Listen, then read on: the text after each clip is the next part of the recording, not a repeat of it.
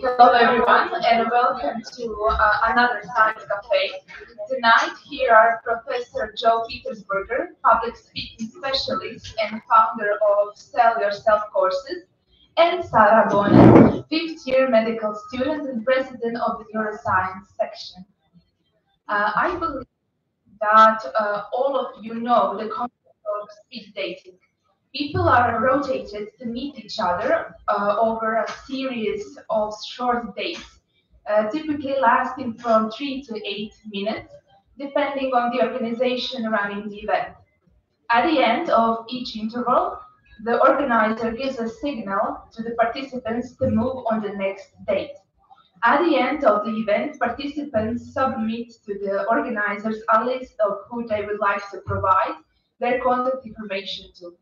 If there is a match, contact information is forwarded to both parties. But what is the difference between speed dating and meeting someone on the street, at college, or at the workplace, or even a job interview? Your new acquaintance also has a short time to decide whether or not to contact you again. Evaluating social others requires processing complex information. Nevertheless, we can rapidly form an opinion of an individual during an initial encounter. Moreover, people can vary in these opinions even though the same information is provided. So, Sarah, how long does it take to make a first impression and why is that so? Thank you for this lovely introduction. Since our professor was here already once, I'm just wondering if someone was at the previous cafe with professor. So you know the answer to this question. Maybe? Yes, no? Would you like to guess? 3 seconds. Okay, is that right? Yes and no. Yes. Yes and no. Yes and no. Good way to start. Okay, that's the psychological part, but I prefer to talk about the brain for a start, if you don't mind. So our brain is perfectly tuned machine. Only if you look at how many different tasks it performs daily and simultaneously, it must be so well practiced in performing these tasks that it must do them instantly. And even though processing a new individual and our attitude and opinion towards that individual is a complete chaos of informations, and our brain is occupied with so many inputs at that moment. We are so good at this task that studies have shown it takes us only about 100 milliseconds to form a first impression. Why is that so? It is such a short time, but why is it so? If you only think about it, your first impression is basically putting a person that you meet in one of the categories. So just think about the world around us. We have so many information, visual, olfactory, sound, everything around us simultaneously bombarding our brain. To simplify this world, we like to put it into categories. And same happens with every individual we meet. If we go back to prehistoric times, it was very important to be accurate and to be fast at placing a new individual you meet into one of the categories, whether it's a potential friend or it's a potential threat. So this is task that we have been practicing for such a long time, and it's no surprise that we're so good at it. And even if you give these participants of studies more time to process information about a new individual they meet, the first impression that they made in these 100 milliseconds is the same one they have even if you give them unlimited time to think about the person they meet. So maybe we'll discuss these 7 seconds on the conscious level, but this part happening inside our brain networks is that fast, only 100 milliseconds. So while we are networking by meeting others, at the same time, another separate networking process is taking place in our brain. Is that so? Can you explain to us what the brain actually does? Networking is a great description actually for this. For those of you who are familiar with some basics of neuroanatomy, you know that we have regions of brain that are involved in certain tasks, like movement, like language production, like visual information processing. But the thing about the part of the brain that processes this social information is that it's not a specific location, it's not a specific part. It's a network of bits and pieces of different parts of brain that are being connected to a network functioning in a specific way. So there are a few things that we notice at first, speaking of our brains. Even though first impression is actually some new information, I'd like to start this story in a different way, and I'd like you to ask about something very old as your memories. Can you think about your childhood memories, maybe your favorite memory, or I don't know, the way you used to spend summer, or when you got a puppy or something? I'll give you a few moments. Can you think of something and tell me which part of the memory is most vivid to you? Are there any thoughts? Visual, okay. Anything else? My first memory that I can remember is running around the garden with a sprinkler on with my friend water sprinkler. And I remember feeling cold water on the hot summer day. So yeah, exactly. In my case, I always think about summer days, few days that I would spend at my grandparents' house. And my granddad used to get up very early for work. He would be up around 5, 6 a.m. while I was still sleeping. And the first thing he'd do is make coffee. And I never drank coffee as a kid. I never got up at that time. But every time I think about my grandparents, I remember the scent of coffee, the first morning coffee he made. So you said you remember the feeling of that water. You mentioned some visual part. It's something that has an emotional input to us. And very similar things happen when our brain is trying to form a first impression of someone. There are a few components.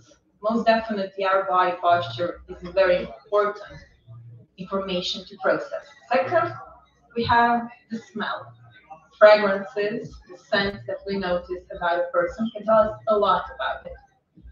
And have you noticed what I've been trying to do all the time, looking from one side to another? Eye contact is of a huge importance for us humans. So let's start with eye contact, shall we? I know Anna has some ideas about it. Have you noticed in the zoo, monkeys, any other kind of primate? Have you looked into their eyes sometimes? Do they? I'm terrified of monkeys. So. Okay, no, no monkeys for you. Sorry, they're adorable. Why don't you like them? Have you noticed? Does the monkey have this white part of the eye? No. There's a theory that explains the existence of this white part, more specifically the loss of pigment in one part of our sclera, that says that we had to do that as humans to be able to more precisely evaluate the eye contact. Because eye contact has become such important information to us. If you think about the animals, direct eye contact is usually negative thing.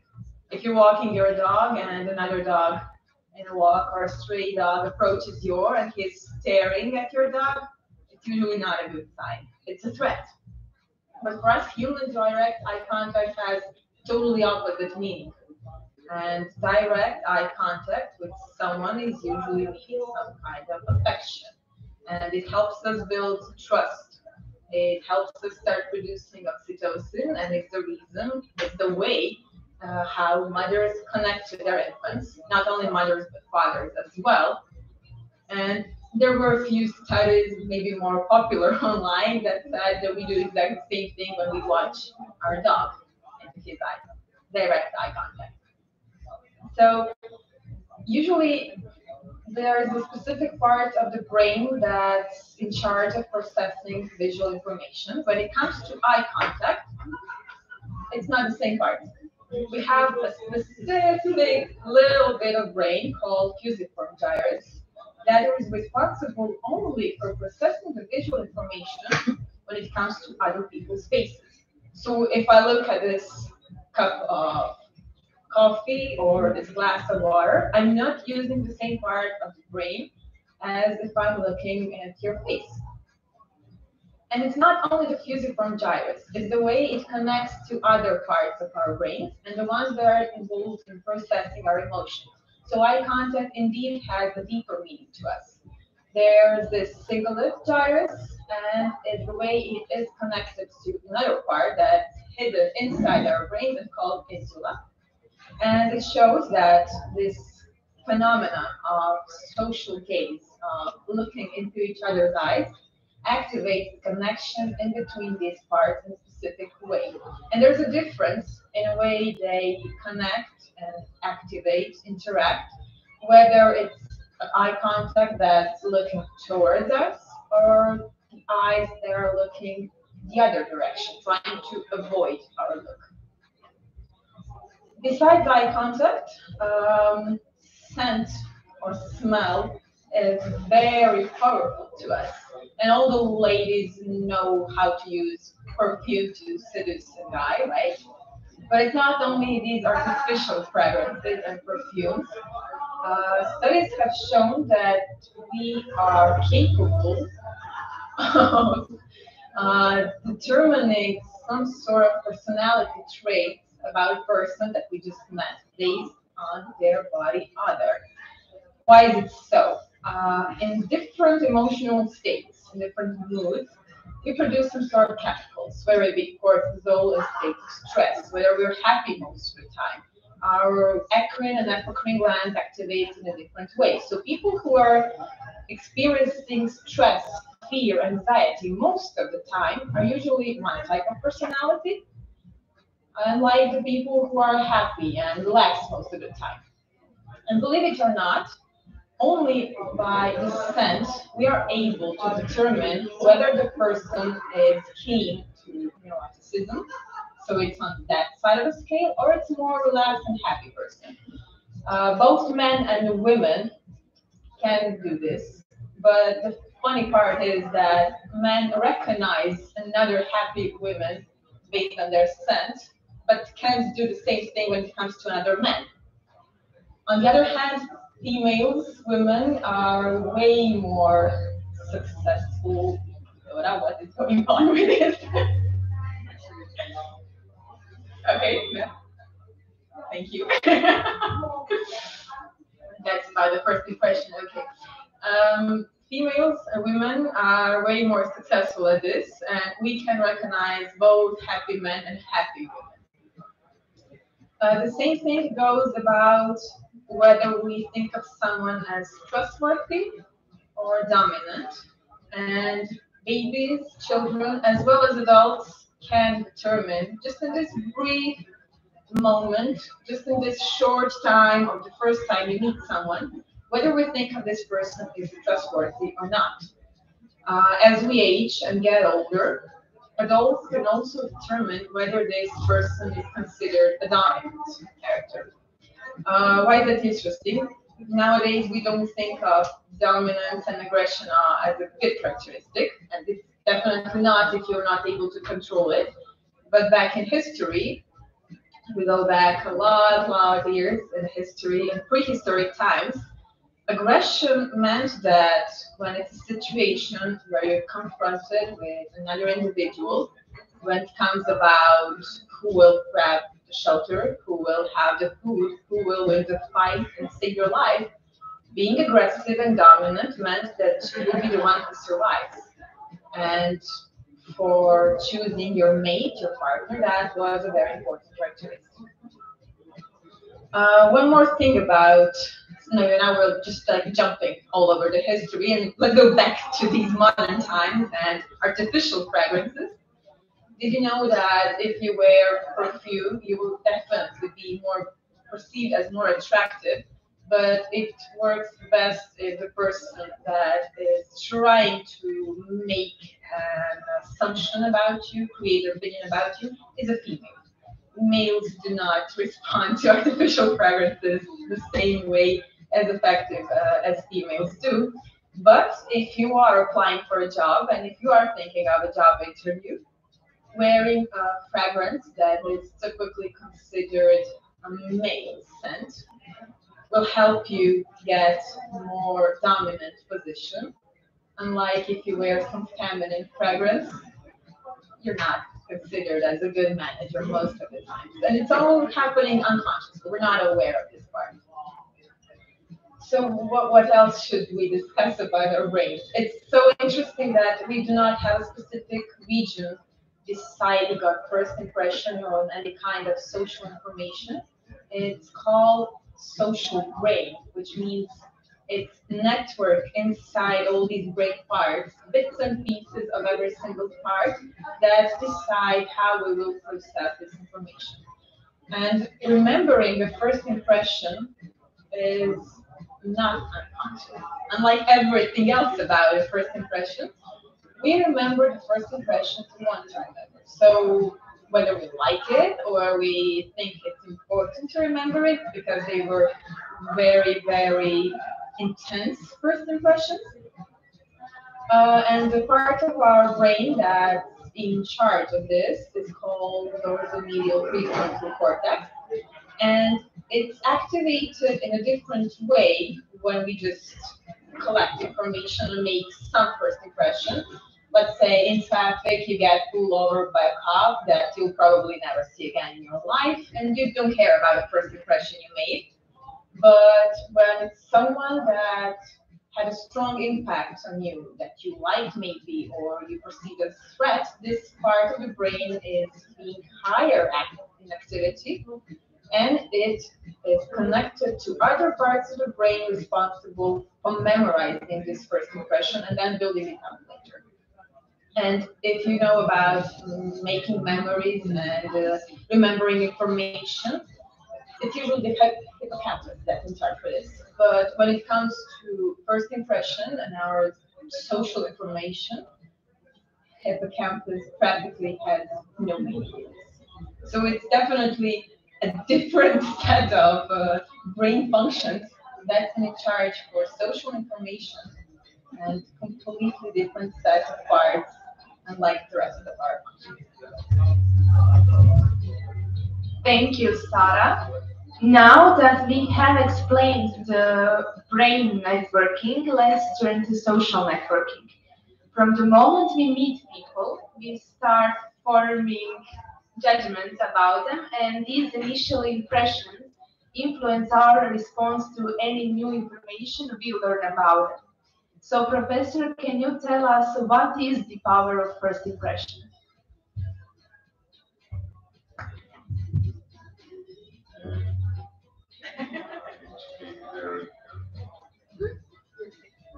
It's,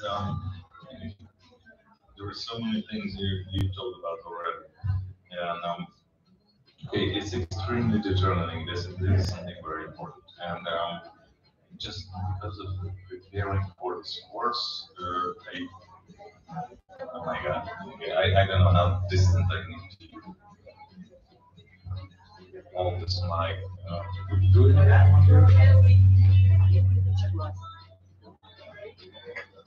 Maybe, Try talking a bit yeah. louder. Okay, that's my better. That I made some research on Tinder because this is, and I even made a fake account. So, wait, you don't need to give this down, even though I clarified, but just yeah, and okay, and actually we talked about it during the course as well. That okay, please, anyone is on Tinder? I can tell even with a fake account that I'm there. as a behavioral scientist. No, seriously. And I read after. I try to be very honest with you. That okay, if there are a series of pictures, but the first picture is not attractive, will you look the rest of the pictures? No. Yeah. Thank you. Thank you for confirming. You will immediately swipe to the left. And this is something very important to state because whenever there is a now I went seriously after on Tinder, and now I started to be very interested in other mate finding platforms because it's very strongly related to my original profession as a behavioral scientist, and they are doing good. So and this is just one thing. And try to be honest with yourself. 2 months before, whenever we had, but not only but exclusively you and some gentlemen were here 2 months before. We talked about already the role of first impression, how fast it improves, but like last statistics I have, because everything changed before COVID pandemics. The general job interview was, what do you think? Actually, I'm asking, how long is an average job interview? I'm serious, I'm asking. There's no wrong answer. What do you think? How long a job interview is? Half an hour. Half an hour. Thank you. Okay. Anything? Anyone? Vote for more, vote for less? More or less? They say like, Is it less? Well, it was a little bit more. Okay. But 90% during these job interviews, which is more than 30 minutes. What do you think? How much time did it take to make the decision from recruiter's point of view? Within 2-3 minutes, decision is made. Everything else is just decoration. Same thing actually with exams. Of course, not Maria. No, she's more conscious. But in general, I had a colleague, and it was really shocking when I just started teaching, when I started my PhD. She used to say that within 2 minutes, I know it's only grade 2. The rest, 28 minutes, is about convincing the student that it's just grade 2. So even in sorry, it was not my opinion, okay, but this is what she said, and it really shocked me, and that was her way. And she really convinced the students. She put all the energy that she made the decision, and she didn't let anything, any room for consciousness, because she trusted the unconscious. This is how we do. So let's get back on Tinder a little bit. How we make the decisions, where we yes or no, yes or no, yes or no. But just like Sarah said previously, we have millions of information from the environment which affects us in every second. So our brain needs to make shortcuts. And let me be provocative, because I'm old enough for that, I'm married enough for that. Okay, enemy and friend, yes, but there are actually how many categories? Rule of 3. Again, remember, you've been on that track. Okay, enemy, friend, potential sexual partner. We always measure that, and please be honest with yourself. Why these platforms are so successful? Because we are looking for it. And yes, I did these measurements. Sorry, guys, I'm not gonna point you out. And I'm jealous to that guy who is talking with Maria Hatta. He's so well built, and he is a potential rival male to me, if I want to be honest. Yeah. Please come over. What do we measure? No. Come on. Based on physical appearance. Please. Okay, he's not gonna do, but most probably just by sitting, I know that probably he's taller than me. So physically, what studies shows during martial arts, 2 months before Peter, we had Peter with us. But in real fight situations, because we are not just measure ladies only, but we are measuring rival males as well around us, who are beside our potential mating partners. That sorry, Maria, I didn't mean.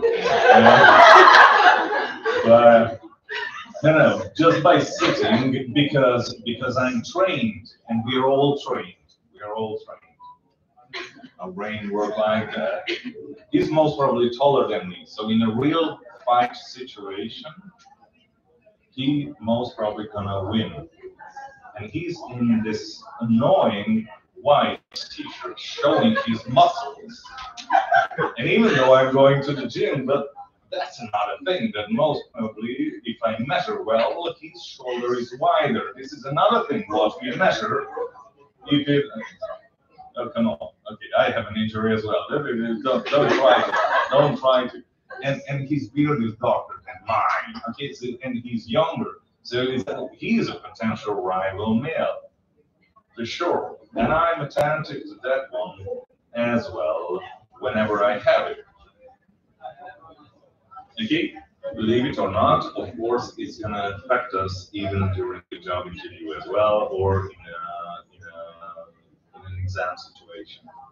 We've seen witnessed many things when.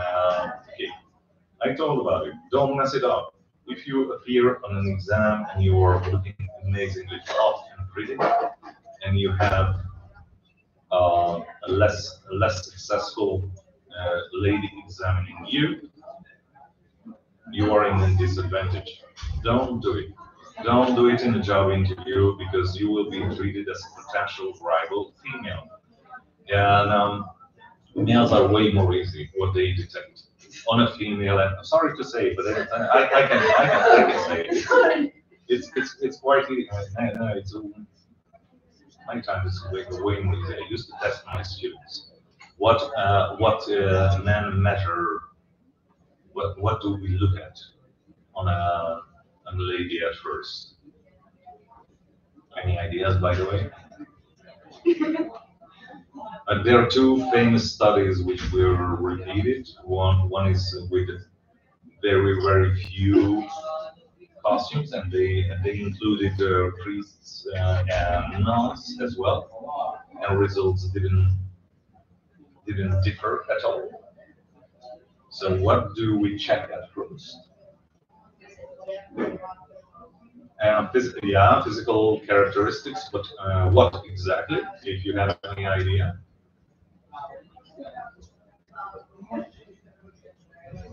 Rest. Breasts. Okay, thank you to be so brave, but no. But,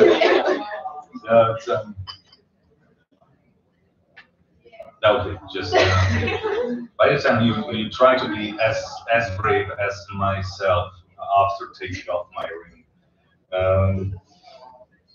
Only for this event, just a little story of the job interview when I was invited, because I was very successful in my field in pharmaceutical business, so a rival company wanted to hire me, and there was this lady who interviewed me in a very comfortable setting, to the cafeteria, and she had this really attractive upper characteristics.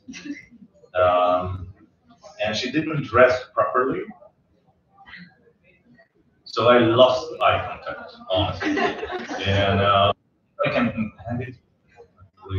So she was so professional that she recognized that they wanted to hire me so much that afterwards she was like taking her notes, and finally she just held all like this, and then I could make eye contact again. And just realized that I'm just a simple male again, but at least he's a good salesman. So, but And thank you, by the way. So yes, but it's still something else. We are looking at something else for at first glance if we have to check this.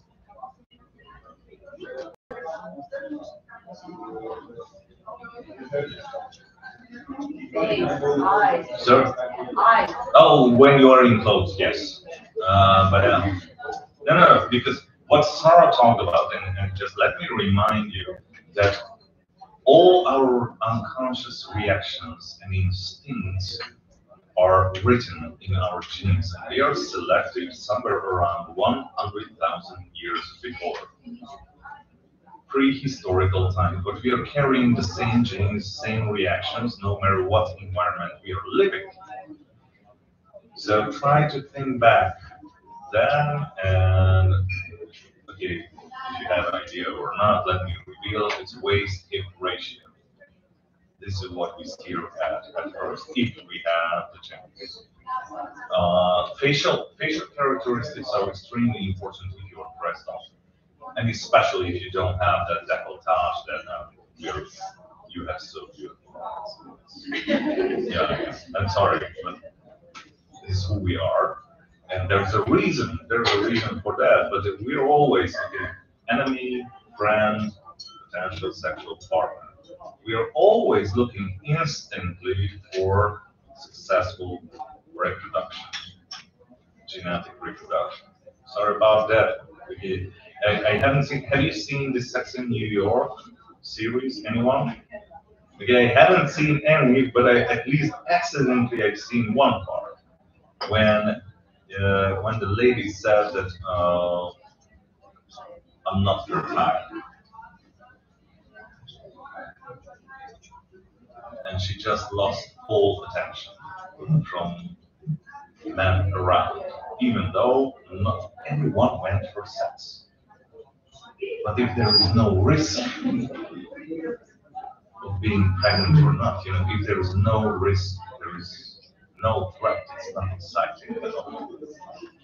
So human mind is quite tricky, and whenever we talk about eye contact, okay, how to make a good first impression during the date or during the job interview, we talked about the eye contact, but there was something what you didn't miss, but you let me at least you just gave me some room. It really depends on the situation. For example, people who work in gas stations or in a bank, they are trained during the robbery not to keep eye contact because that's the same thing which happens with the dogs, what you mentioned. However, try to imagine that that since you are active, sorry, and I don't want to make you really inconvenient, that try to imagine that I would like to attract you in a way that not make eye contact and just try to sit down here. So would I be attracted to you?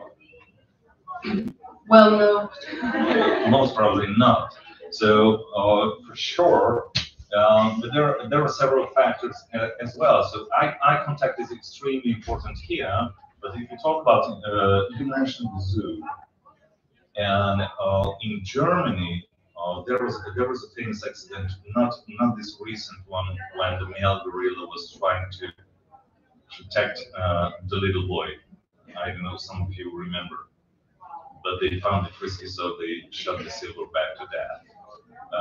But way before, people were just looking, and it was extremely secure, but they were looking at the silverback. And somehow, even though there was electricity and very high walls, this guy made it out and made very serious injuries. So from that time, in that particular zoo and more zoos, they give you glasses which forms eyes looking away. And there is a hole, so you can steer the gorilla through the window or the glass, sorry, through the glass.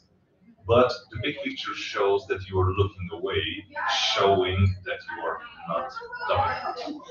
So again, it's situation dependent, and you need to measure. I have a okay, thank you for the advertising. I have the Say Yourself course family. One is dealing only about body language and how I used to introduce myself during that course. Shotgun was pointed at me 4 times so far, and none of them got fired. I had to train. Well, in the first time I didn't have. I made it by instinct. So it was a hard beat, but they didn't shoot. They were drug smugglers, so and we didn't have a language in common, so it was quite a risky thing. But I survived.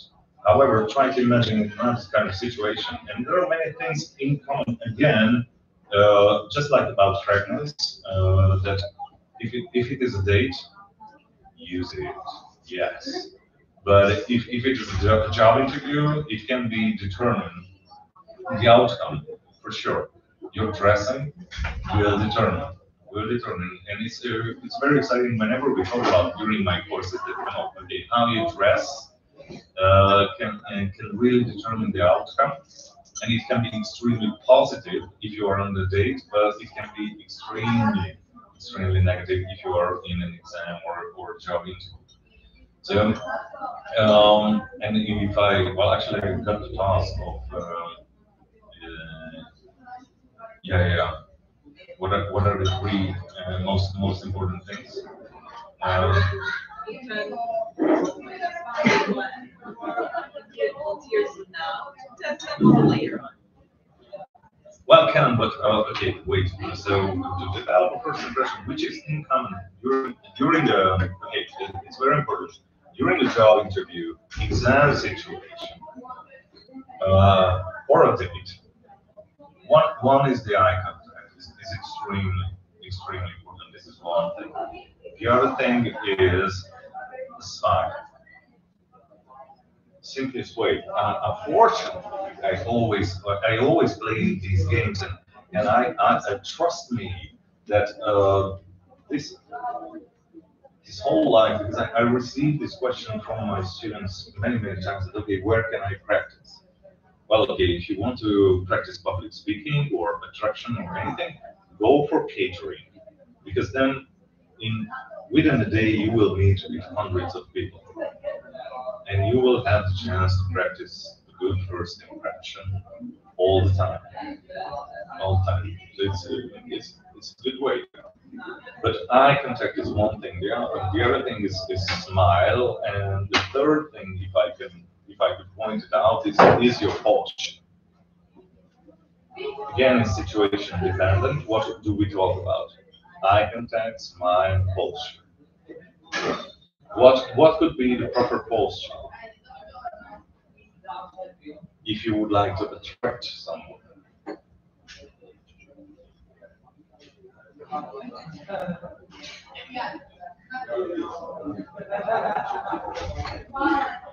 Would you like to volunteer? No.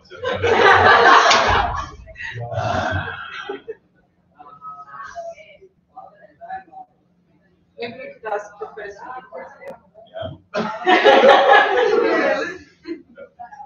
Sure. I mean, I'm fast microbiology. I can, of course.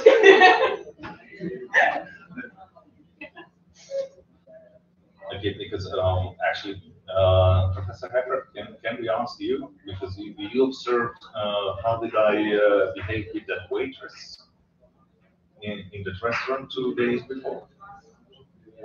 Yes, I see. But you think on the lady that brought us coffee, or No, we do. the waitress in transport? Yes. This young one. Yeah. Yeah, I remember. Yeah, man, okay, I'm really interested about your observations. So, can I give you the mic? So now I'm going to expose him. Ring is off, so. So we've been served by a really nice, sympathetic lady, young waitress. I've seen, I think, a second or third time in this restaurant. And she was really nice in the sense that she told us what is really good on the menu. And he was so polite that after a few minutes, when we pick up our food, she offered tea, but she offered a special tea for us, which is not really served, like you don't really understand what is the difference. But she really liked if he would try this one. And I asked how strong it is and realized that it's probably too strong for me because it's the nighttime and I don't sleep anywhere. But he was kind enough to accept it. I don't remember, have you drunk this tea? Have you slept after that? Or it was sacrifice for beauty?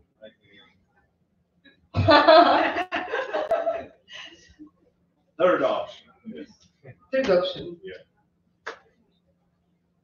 So what do you think about? I don't understand. Explain it. Yeah. Did you recognize anything what I've done in order to make a good first impression on her? You noticed that she's scratched on the hand and was nice about it because you offered solutions. You were interested for her. So she probably, because of that, she was polite after. Don't you think so? Yeah. It was part of my game. Yeah. And then I knew that he is playing the game. He was disgusting to me. Now, finally, that was really honest. Thank you. But I wanted to represent my skills, so even though I was disgusted. So no, okay. By the way, my loved wife used to say back in times that I give the feeling of any age of women that they are women. So there's nothing wrong to try to be attractive, to be attentive. This is something very important, which can help you in any situation, even if it is a date or a job interview or an exam. That recognizing that she had some scratches on her arms, and I was asking if you are gardening. That was my initial question because I was thinking that maybe she's cutting roses or anything. But what does it mean for real that I care of you, I listen to you? So, on the other hand, if you, I'm sorry, now I'm hurting others, that having your cell phone on the table already means that you don't care that much. So I'm not attracted to you that much. Aha, you break my heart. And, well, Sarah has it. Better hidden. As well, but my cell phone is here on purpose in my routine, and I'm just showing to you that if we, okay, where are the settings? Okay, it's on airplane mode. Whenever I'm talking to someone, I make it sure that it's on airplane mode because if it gives any sound, it just shows to the other party that you're not important. And here's another thing from psychology and from evolution point of view, ego and superego. We're always fighting with that. Who we are trust the most, who care of us, who gives the full attention, scratches on your arms, switching on the cell phone. Just let me give you a lovely example finally before we move to the next section. That I know some top 100 billionaires of Hungary. Unfortunately, none of them business partners. They are more like friends. So it's like, but by the way, it's good. It's good to build such relationship with these guys because they are the most lonely people I know. Because everyone is going for their money, and they always have that fear that people that everyone is kind with them only because of their money. And then finally they meet me and they say that this guy is really crazy, so he doesn't care at all. And and we have private meetings and stuff. But one of actually she's a lady. She's one of only two ladies made the top 100 list, and one of them I proudly can say she's a friend. And whenever we sat down at first, she offered coffee or whatever I would like to drink. So the assistant came in, brought the coffee for her and for me, and whenever she took back the plate, the empty plate, she just put herself on the plate, showing that this time, no matter how long it is, it's yours. So I felt extremely appreciated, by the way. And this is a new, very disturbing factor, what I would like to point out, by the way, and it's extremely unprofessional. So don't risk it. Don't risk it to leave it on, even if it is a date or job interview. If you really want to make a good impression, just put it on airplane mode and put it away. I don't want to hear or anything else. Sometimes, of course, it happens that I have meetings when I have to apologize in advance, but I do it in advance. That if my phone rings and there's a certain number I need to pick up. But I very rarely do it. Okay, I know these are very practical, minor things, but please consider, because we always match this, and even in a professional environment, do not try to be a potential sexual partner. Because whenever it happens, and me as a professor, I don't know, and Maria, now, okay, I was discussing to you that part.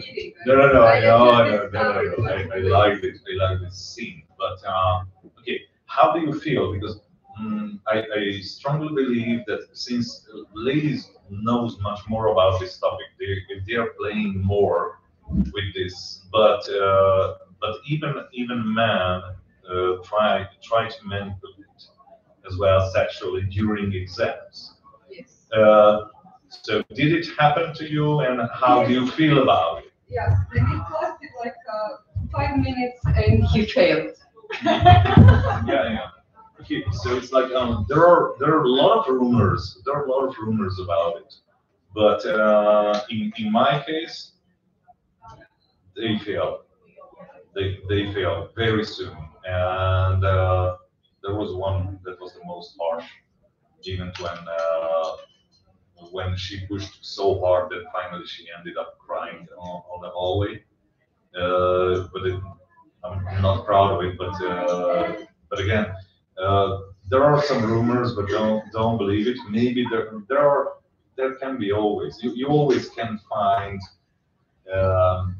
people in a job interview, in a professional environment or in the university, but most of the time it's counterproductive. So being professional is much better, and the other thing is honesty. So because we try to pretend, and by the way, that's another common thing, and I'm gonna shut down after that. Okay, I promise. Sorry, because you just raised so many thoughts. That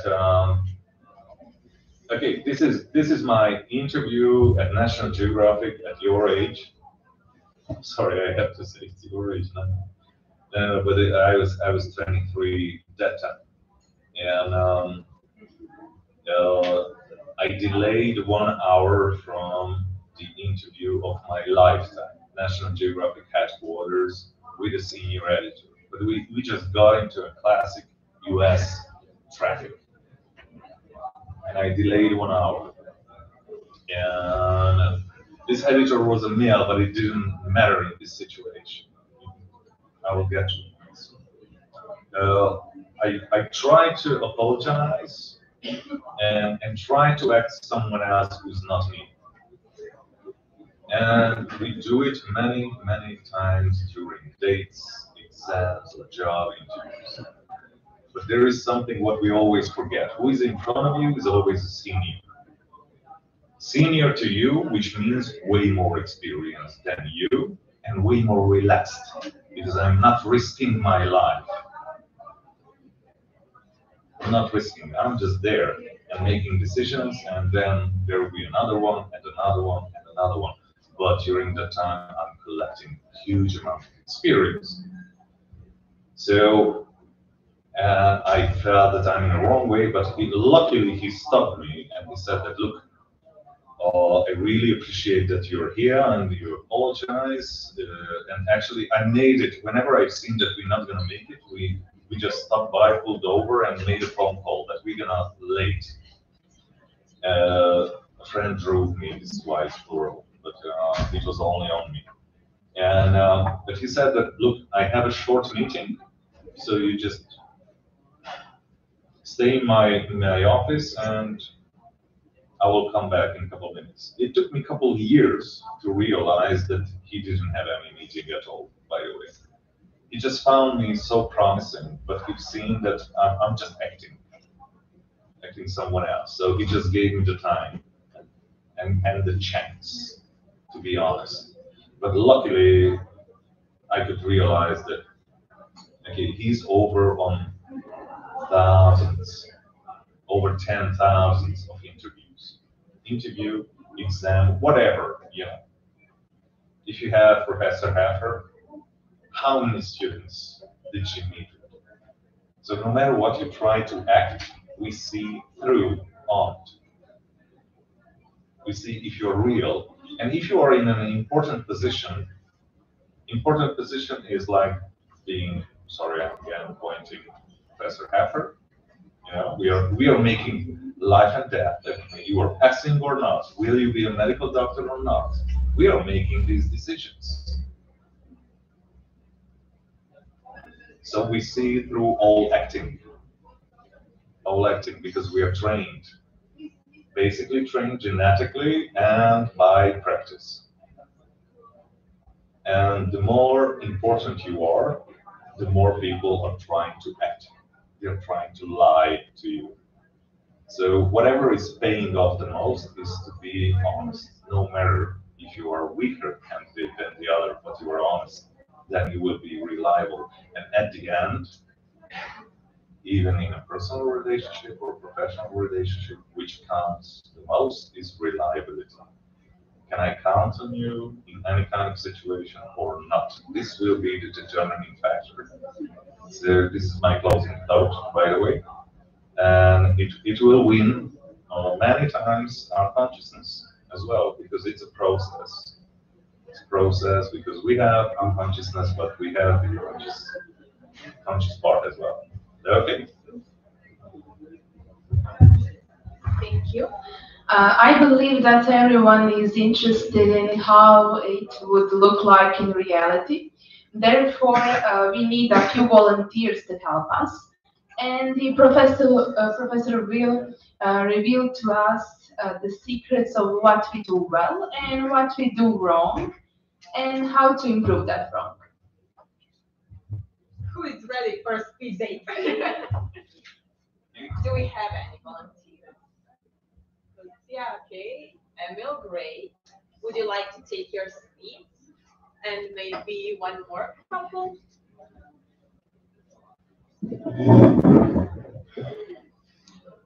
Emil? Do we have maybe someone else interested? Okay. And someone else? Maybe someone brave, someone kind.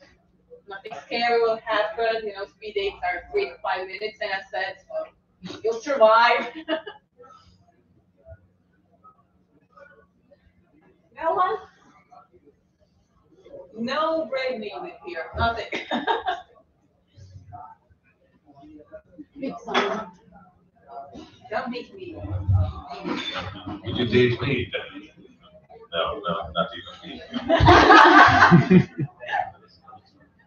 I was trying. Okay, everyone will take it to experience this, and maybe someone get the courage. What about you, Sara? Well, will you choose a volunteer for me? Well, you can choose a volunteer for yourself. Oh, I of course.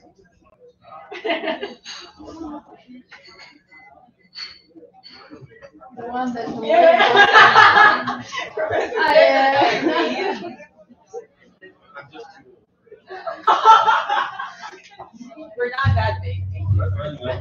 mean you are too old for that. I'm flirting all the time.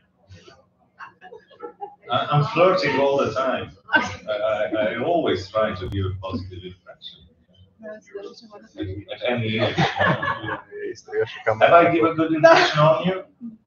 Okay, that's another thing, by the way, to give a good impression on a rival male. I were like teammates. That's another thing, but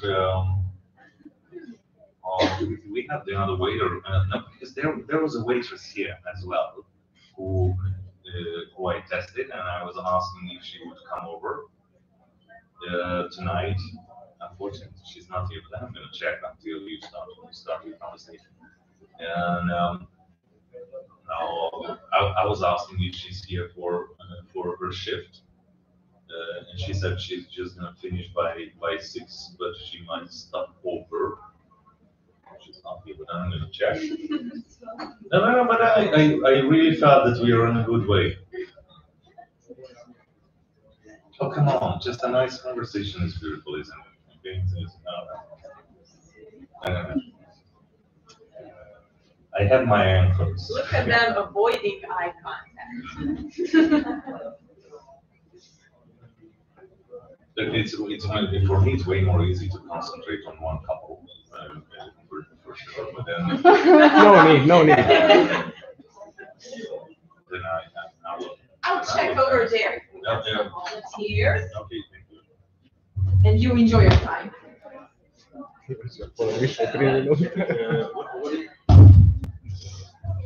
What is the time? Did we set a time for sleeping? No, not yet. Okay, then can we set a time for that? Just Finish by 8.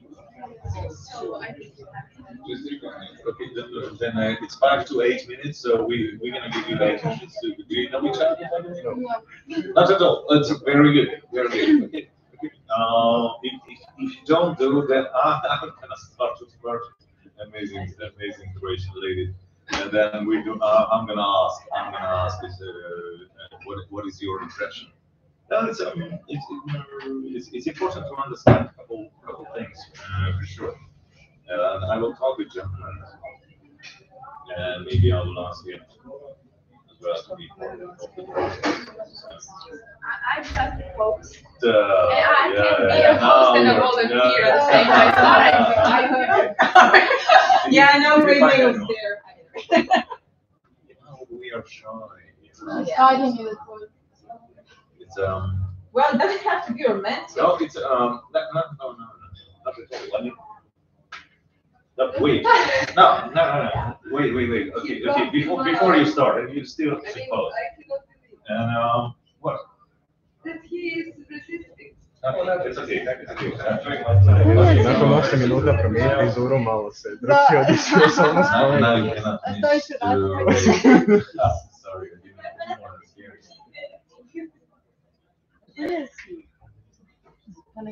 Was I more attractive from distance? Be honest, maybe it was just too quick. No, but it's the same bad. Okay, no. Because Shaiba, trust me, he's an attractive male, but at least you're gonna hear his voice. So, okay, whenever I approach you, what did you recognize? Are you from the time? Right? Yes. Did you hear? That was a quick yes. Okay, with no hesitation.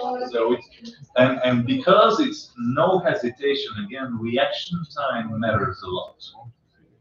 By the way, again, and it's common. Again, we try to find the common things as well, and what is different in between job interview and a date.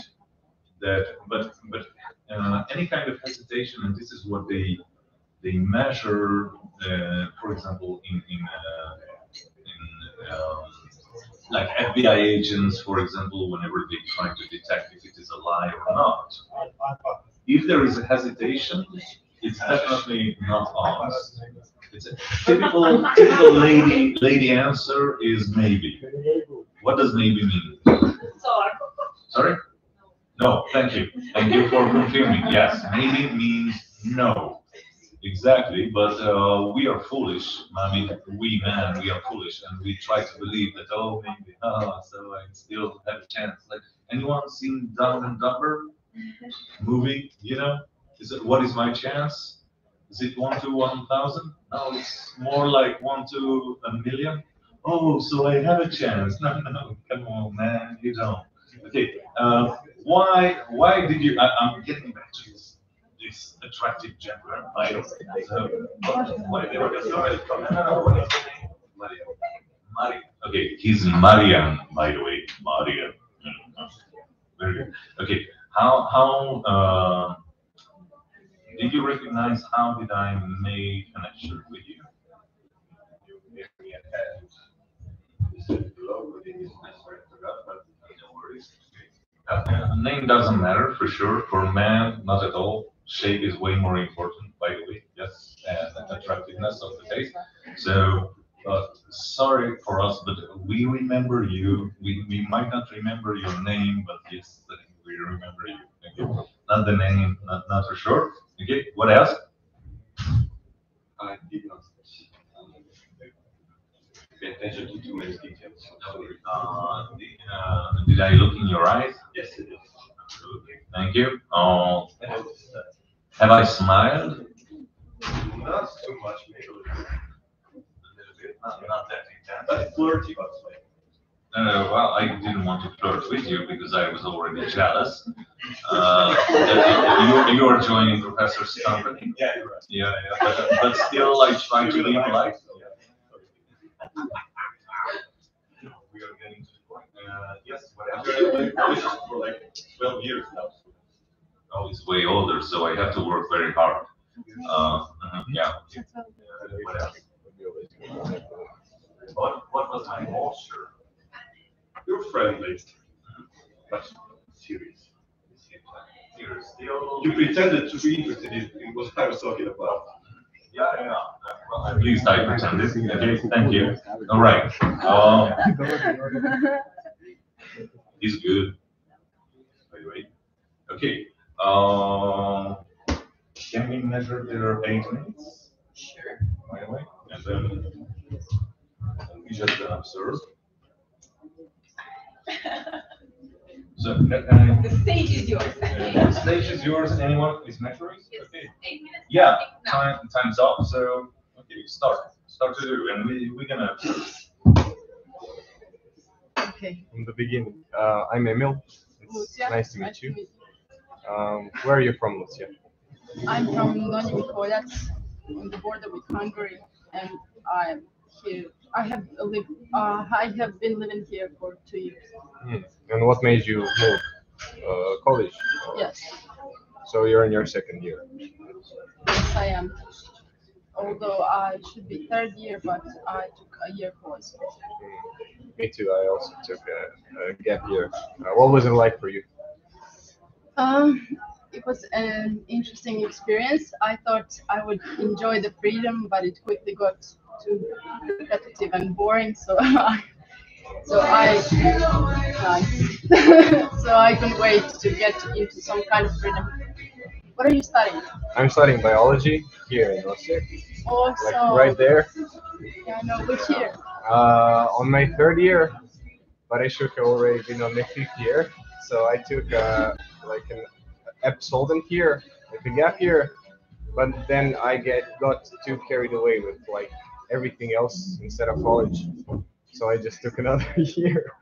So I took 2 gap years, and now I'm getting back into the mix and trying my best to get the rest of the exams so I can finish the bachelor's. Did you fulfill all your wishes during that gap time? Actually, yes. That's a cool question. Yes, I traveled a lot. Like I was always like flirting with the idea of traveling everywhere, but I never like had the guts. I chickened out every time. But then I got into a volunteering like NGO, which is like a vector for Erasmus exchanges. So I went to a few exchanges. And, yeah, I traveled. I met a few people It was amazing. Did you have a group of friends who were Yeah, with you yeah. all the time? That was kind of the reason why I really got the guts to get into it, because I didn't get into it alone. I had some people that I knew from before, and yeah, we were just any moment that I felt uncomfortable when I was abroad, any moment that I felt lonely, I could just come back to them, and it So was you had the a best solid experience. base to build other Yeah, connections. yeah. Nice, nice. Didn't miss Donny That's like I was back there a few times. Like I made some deals with my friends to visit like the castle and everything. How was it growing up there? It was interesting. I actually live in a small village near it, and it's a small place with a small population. You know everybody. You meet on the street, and it's very calm. You can really understand and appreciate the silence of it when you come here into the city with Oh, all like the the noise and contrast, all right? the time going on. Yeah. And I miss it sometimes, although I now have friends here, and it's just more interesting here now in this part of my life. Mm. Maybe when I get older, maybe I'll wish to go back there sometimes. But for now, I'm good. So what do you do in your free time? Do you Oh, game? no, not anymore. What did you play? Some like obscure like indie games, but like my favorite game was, oh my Come on, god, I'm it's so waiting. geeky now. My favorite game was Kingdoms of Amalur. It's a RPG game, but I basically just gamed on PC. So, for example, I know it's so cringe, but like I didn't like gaming those traditional games. Like, so instead of like Grand Theft Auto, I played Skid Row. Instead of Need for Speed, I played Blur, or instead of Skyrim, I played Kingdoms of Amalur or something like the other guys. But It's yeah, a nice quality. yeah, that's Want to be special. that's the past. And then I bought like a laptop which had like zero power, so I I just quit. Um, I like playing music in my free time. I play the piano.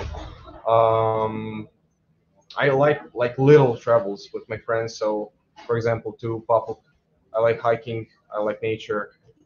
Yeah, just some basic things. What about you? I like to play music also. Oh, what do you play? I play piano, the guitar, and all tamburas. Wow. I We can went- start a band, maybe. I already Like have a piano and band. tambura. I play at local festivals Really? and private parties. Yeah, Wow. With the tambura or yeah. did you have like a official like education or Yeah, I just finished the elementary music school. But here or no, in Benjamin, where I'm from. you have a music school in Belgium? Yes, Wow. it's a small one, but it works. And so I have a group of friends, and we play together, and it's fun when I'm back home. So cool. Nice. What was your like favorite? What was your biggest performance? I played in 100. How do I say tamburashi? The tamburashes. Yeah, with tamburashis with Alan Bielinski, the famous Maestro. yeah, Conductor. Yeah. thing. And so that was my biggest concert. But Very I'm nervous. yes, I ran behind the stage to vomit. But Nice. it's Cool. but I got used to I got used to public appearances early, so after it was Cool, cool. cool.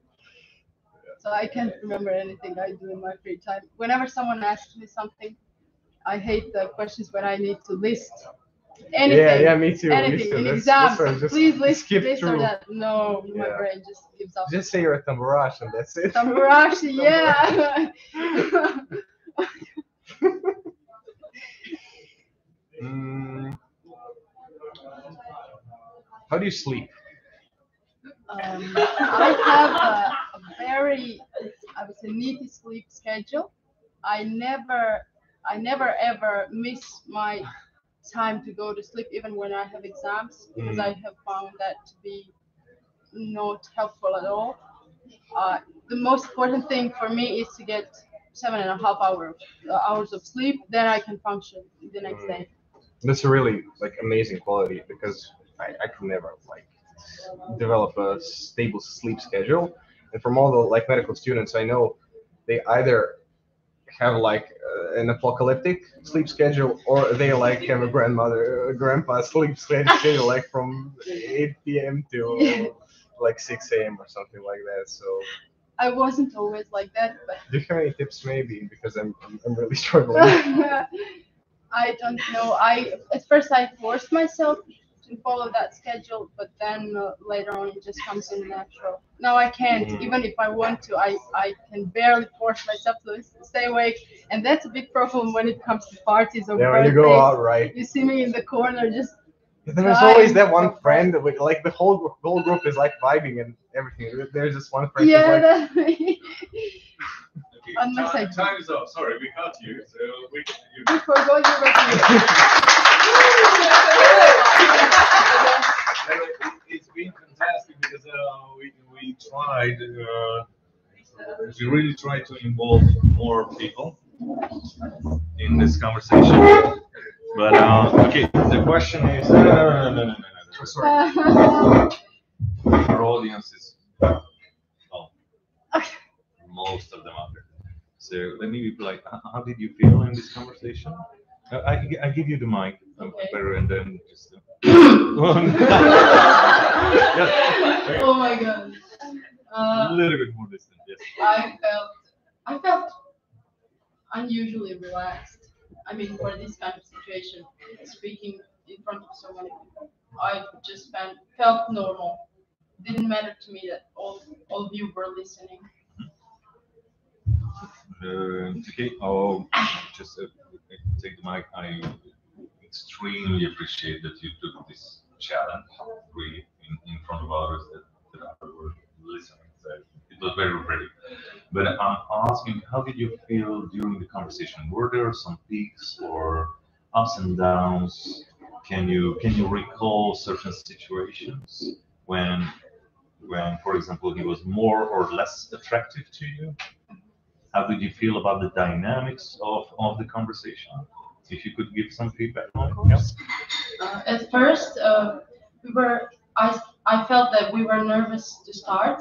We didn't know what to start with, and then he took the first word, I would say, and he started the conversation. Then at first it was kind of stiff. We both tried to think ahead of the questions we would ask, but then as the conversation went on, we realized that we were similar in some points, and then we tried to feel each other in and continue. We were very fluid in that point of the conversation, and that's where it felt the most attractive to say, and it felt the most natural, and that's when we both relaxed. And then from that point on, it went pretty natural. I feel as though we were talking just the two of us. The dynamic was kind of stable. Have you ever felt that you don't care your audience anymore? I think during that part when we started to feel each other, feel on each other. Yeah. Then I forgot that there is an audience. I didn't think about it at all. Or neither did I think about what will I say next. I just jumped in without preparation, I'd say. Okay, thank you. Your turn. I basically agree with everything she said, with everything you said. It just shows like your characteristics. I'm sorry to interrupt. Yes, sorry. Just do not say ever that I agree anything what you said. So please just repeat. Okay. Don't be afraid. Very important for your audience Okay, to yes, understand from your point of view, and even if you read it, it just helps us to implement the most crucial parts. Okay, so it was. Yeah, Okay, thank you. I think it.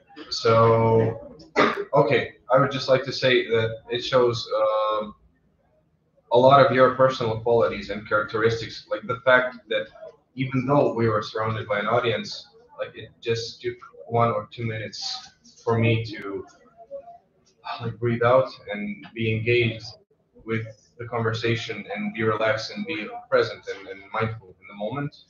Um, it was some other person that I maybe not necessarily because of their characteristics, but maybe if we didn't like click the way we did, I presume that we did, it would have been different. So yeah, I'm very surprised that we got to a point that was like relaxed so quickly. And okay, I just wonder because there was one thing what everyone recognized in this crowd. There was one question you asked, which was kind of a turning point. Can you recall? Maybe about me playing some instruments. That was kind of Yeah, our that was similar. one. That was one. And but there was one question. Okay, this is about how to build the bridge. But there was something which was more about give you a hook. Which was the question which gave you a hook? Can't remember any questions. Wait, okay, no. It's, from audience point of view, if I may ask, which was the question which gave a hook? Sorry.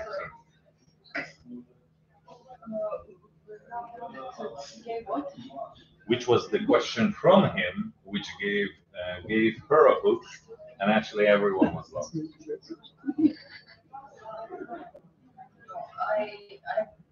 I wanted to answer something, but that was a question what she asked about. Okay, then about, please proceed. That okay. Yeah, about how do you sleep? She Yeah, asked that's that. it. That's it. That's Okay. it. Mhm. Yeah, that one. Yeah, She yeah. asked. Thank you. And she asked, yeah, exactly. How do you sleep? Now, again, and it's Yes, that. he asked, yeah, he asked from you, yeah. No, but it's okay. You remember the question, and that's the important part, because it's one thing to find, and again, in any kind of relationship, and it's not just a date, but also, trust me, in exams or job interviews, whenever we find that we are on the same path, then it's gonna work, because then we have the trust, and there is an ancient Latin saying, similis simila gaudet. If you know that, we are happy about similarities, just to make it very, very easy. So we always find, we always trust people whenever we find something in common. The more attentive you are, for example, recognizing little scratches on your hand, what no one else recognized during the day. Oh, okay. Can I sit closer? Whenever it's over. This is something extra attention. But the other thing is asking a question like, "How do you sleep?" which really gives a hook. Okay, what is your specialty? Looking for your specialty. That's another. I don't know if you do it by on purpose or was just unconscious, but that was a great turning point during the conversation. Common question. Okay, question for both of you is yes or no. Would you continue this conversation? Theoretically, would you go out to a date after this? Yes, I found it really enjoyable. I would like to continue Okay. conversing with her. Yeah. Yes. Okay. I feel like we're getting married. With the witnesses. With all the witnesses. Let's leave that for the By the way, next sorry. time. Is it an engagement ring? I guess you could buy me a nicer one. Sorry. Wait. Oh my God. Now it's getting to be a public therapy, but I would like to change my answer to no. just work harder. Maybe, work harder. Maybe it's not a real diamond. Ladies' point of view, because I was asking them to give ladies' perspective as an observer from about this conversation. Thank you. I would like to point out what Lucia had said when Emil started the conversation, and by asking the first question, we really like when men took the lead, when they start conversation or even asking on a date. And the other thing, again, Emma's question about her childhood, that brought up an emotional component, and that's something that stays. It's memorable. To me, it was very interesting how Lucia was leaning towards Emil. But no, don't use excuses. It was a good thing. But he was on the other side of that. But it was very interesting when he suggested that they could play together. He offered some chance for future hanging out, some common activity. Wait, just let me ask, what do you think about the balance of the conversation from the point of view of the ratio of each party's talking?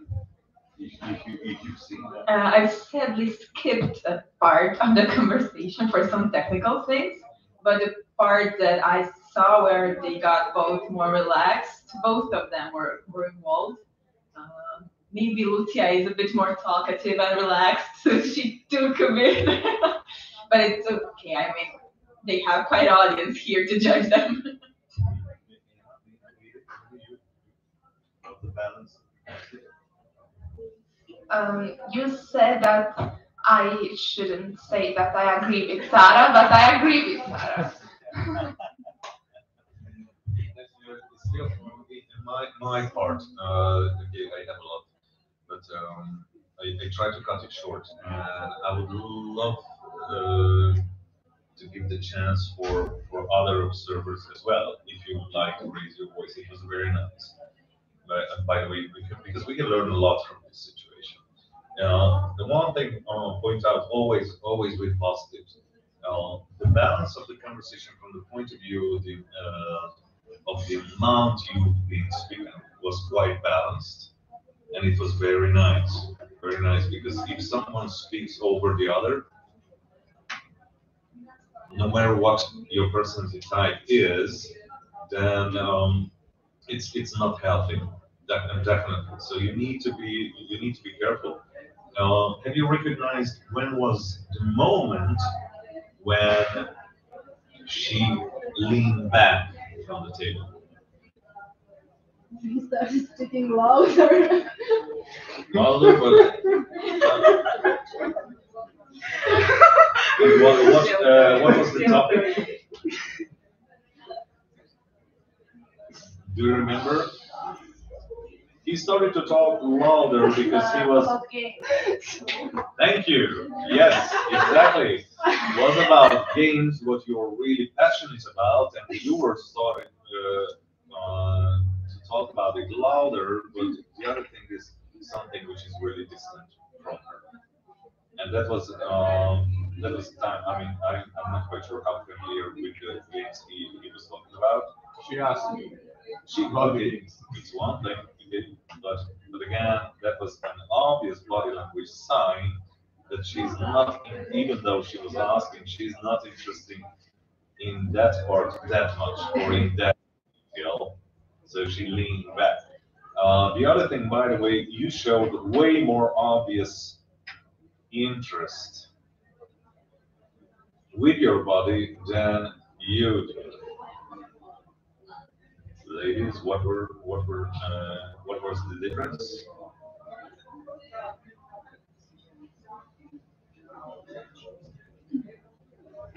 Can you repeat the question? Okay, there was a huge difference in body language from the point of view of showing interest towards the other.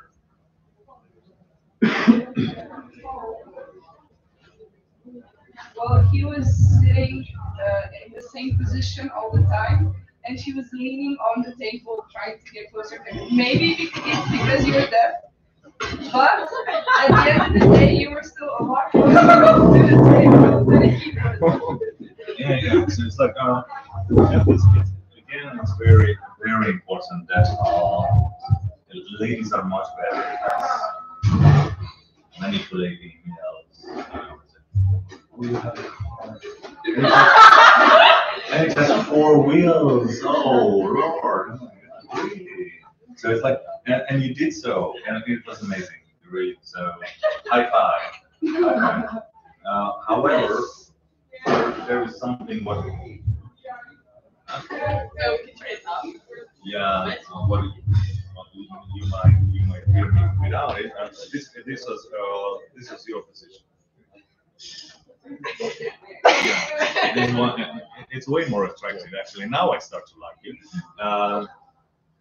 Now I'm self-conscious. But really, this is one. The other thing is whenever you hide your hands, whenever you really started to involve, then you show your hands. But have your hands over the table. It's very important. Whenever you hide it, you hide some. So if she gave the sign, come on. She already gave the sign. Yes, she was over the table. You don't need to go too close because she immediately will give the sign of refuse. Sorry about that, but it's again basic human behavior. But be over on the table and show your hands, and don't be in this position all the time because it's less attractive. Can you confirm me? Okay, thank you. So that was one very crucial thing. But whenever, time by time, whenever you really started to be passionate, then you just started to use your hand above the table. During job interviews, by the way, if it is done properly, and thank you. What is okay? Now I'm asking in a provocative way. What is the most honest organ of a man? Actually, not of a human. Sorry. What is the most most honest organ of a human? Legs. Legs, because they are the most distant from the brain and we can control them the less. Even though and in a professional job interview setting, it's an open table, so there is nothing here because they check your legs, their direction, if it is crossed, if you're nervous, even double cross, and so on and so on. Well, of course, for us it was easy. For you, you couldn't. But this is one thing what they check. So you need to control your entire body if it is a risky situation. Okay, I would like to pass on the mic. Any additional observations or repetitions what we talked about?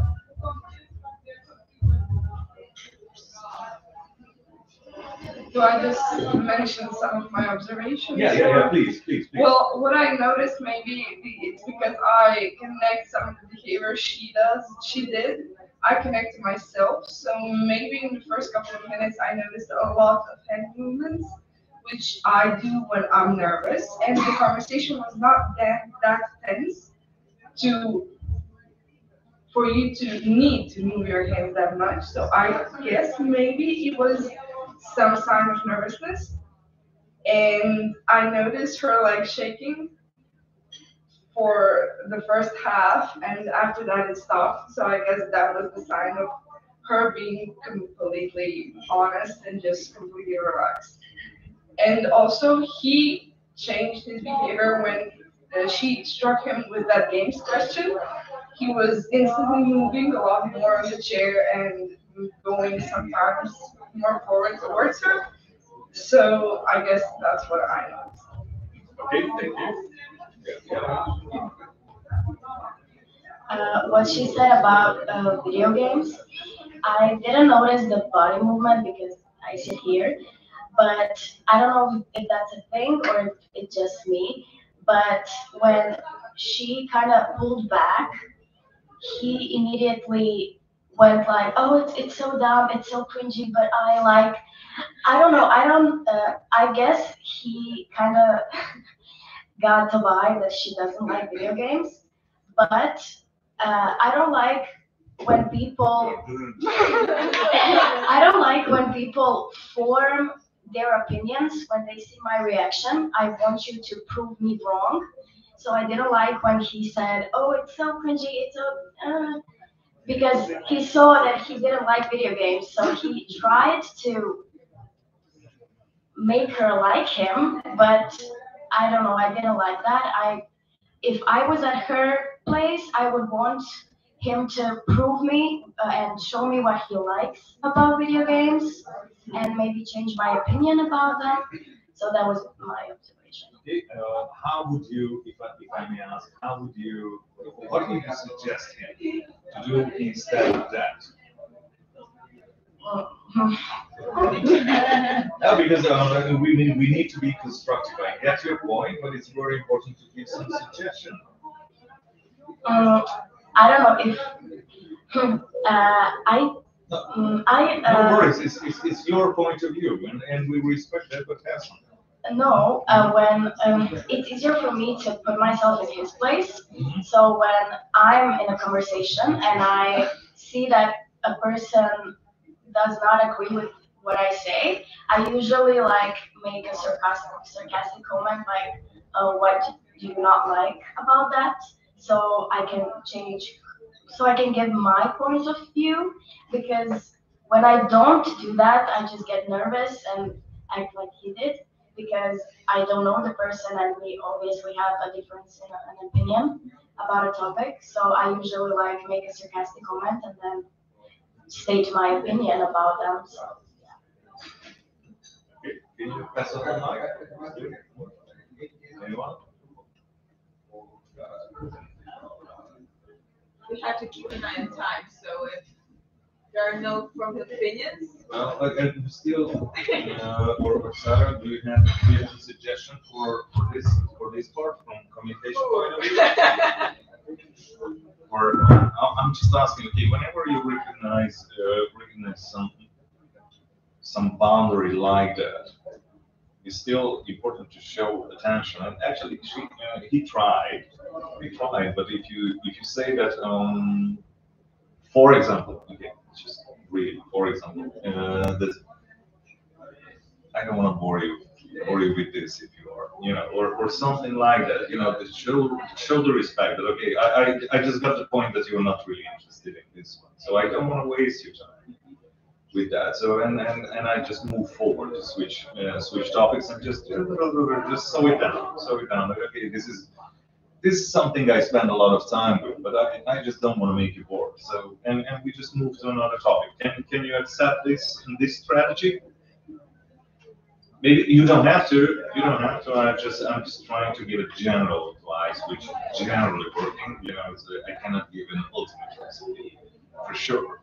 But otherwise, you try to get out from this situation, and you recognize, even though you are a man. I mean, sorry, we are disadvantaged. And really, from body language and all this communication thing, it's just the ladies are way more forward, for sure. And okay, since until like it's still okay. What about her makeup? Let me switch to another thing. Sorry? She has. Come on. She has. You have some lipstick? No. Come on. Okay, I was good. Yeah, thank you. Yes. Okay. There is another thing, very crucial thing to make some difference in between a date and a professional setting. So, what kind of makeup do you use for a date and for professional setting? I guess for a professional setting, it would have to be a bit, how can I say? Moderate. Yeah, moderate, exactly. And a bit more leaning towards a natural look, and even sometimes I mostly don't put makeup for a professional setting. And for a date, I would do something more punchy, maybe to show up parts of my face that I think I want someone to pay attention to, I guess. Okay. Oh, very, very good. And why is that? Anyone has an idea?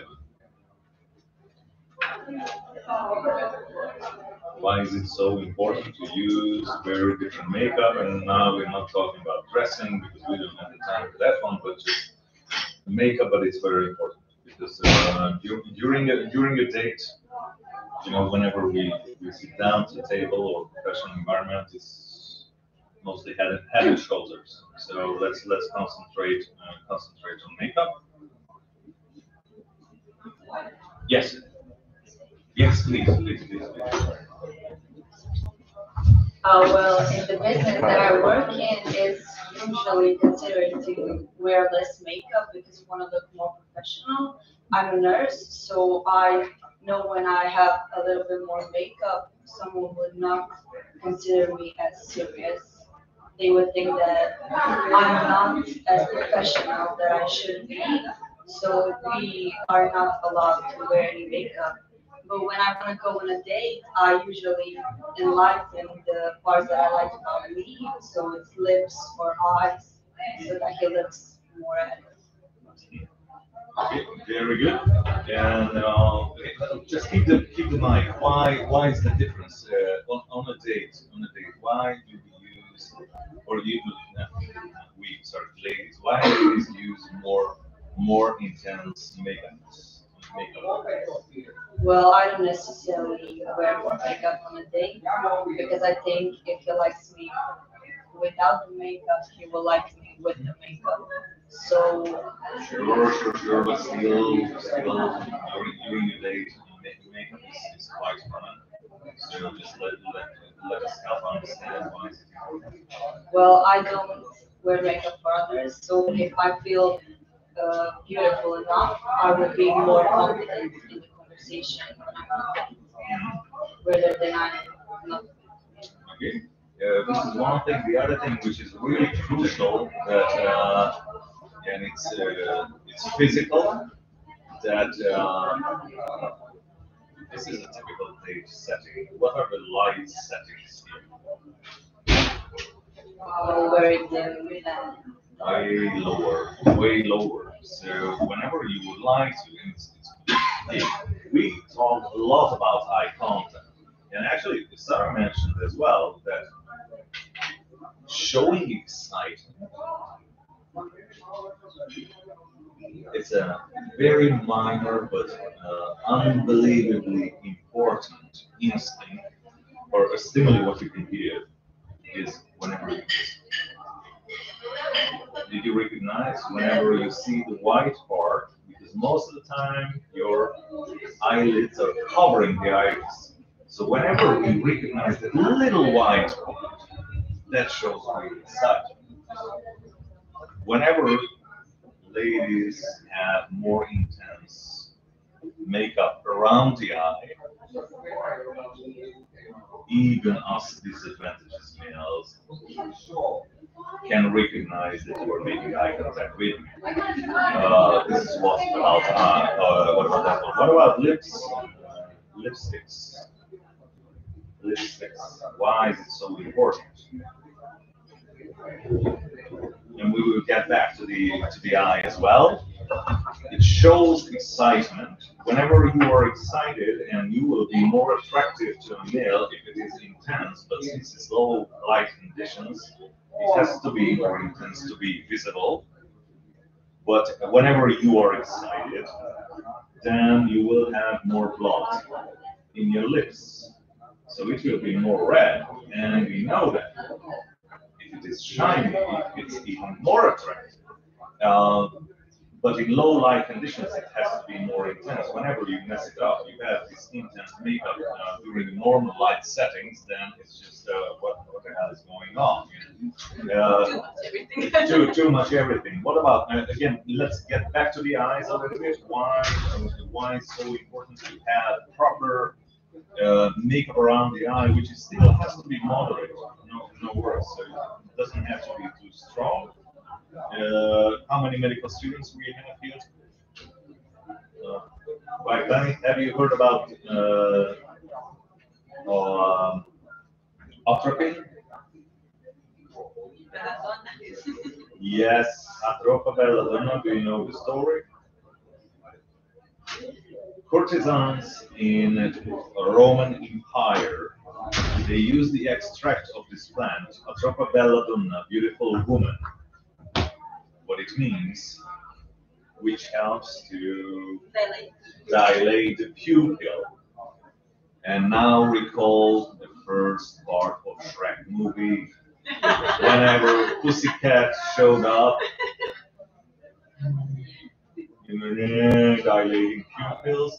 This is what it says. So it's a lovely trick to a lovely method to desire male, and we eat it just like. Oh, yeah, that's just showing attention, but we can show right, and just by leaning forward. And anything else? You missed anything? Except for thanking our volunteers, and don't worry, you'll get your prize next campus. It didn't suffer for nothing. Thank you.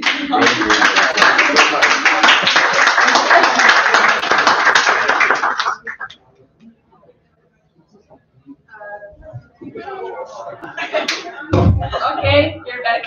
And with that, do you have a question? Yeah. Sorry. There you go. So it's about the question you asked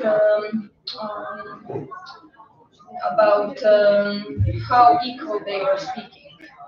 So in my opinion, they were pretty equal. But at the beginning, I think she was speaking more. And you said, I don't know who said that she was probably relaxed and that's why she was speaking more. But in my opinion, is a little bit different because when I'm nervous, I'm gonna speak. Sorry, when I'm nervous, I'm gonna speak more. So, and I remember when she asked him like, "What do you do in free time?" I think that she should stop at that point. But she asked, "What do you do in your free time? Do you game?" So, what do you think about that? Is it better to leave more space or to be immediately directive? Since this is speed dating, so I can understand her. She was like straight to the point, but let's say this was a normal date. What's your opinion on that? And the female are speaking more usually, so should we be more quiet and more mysterious? Thank you very much for this question and lovely observation. Okay, there are several directions, and it depends on emotional intelligence. Because what I felt from that point of view, again, because you had different point of view, you didn't see his face at all. Again, it's a different observation, different angle. What I felt that, and please confirm me or deny me, it's just a feeling that that you tried to help him to be more relaxed because he was obviously way more stressed at the beginning. I'd like to say that I know that that particular activity is what a lot of males are interested in. So I wanted to offer something to help him kind of feel that that's not just a question just to be there, that I'm actually interested in something I think he might be interested in, to kind of make him engage more in a conversation instead of just blindly answering or just filling the words. So because it was a speed date, I would say because of the recent setting, it was a good strategy. But I completely agree with your point. If you wanna get a real honest answer, you leave this question completely open. But they had the deadline, and this is what I've seen from this point of view. What you might have a different opinion if you sit there, but I completely agree with you as well. That I would better leave. If you want to have more information, the more open the question is, the more information you get. For sure, you're absolutely right in that. But this is what I felt, that she is trying to release the stress as soon as possible and find that string in common, or somehow, that finally he's gonna speak as well. Just the other comment that yes, you were right, but I was observing the amount of conversation altogether. So it really doesn't matter from a conversation point of view, or how do you feel afterwards. Uh, what was the amount at the beginning or the end? But altogether, it should be somewhere around equal, so that everyone feel comfortable and my ego is satisfied that I'm interesting. I'm sorry to say, but just let me be honest. I'm old enough for that.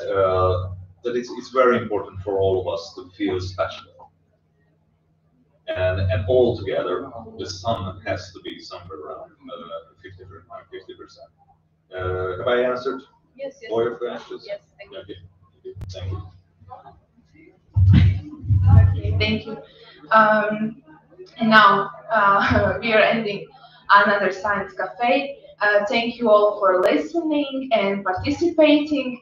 I hope that you meet someone new tonight and make a great first impression. You can also buy Professor's booklets and find out more interesting things. Thank you all again, and see you soon.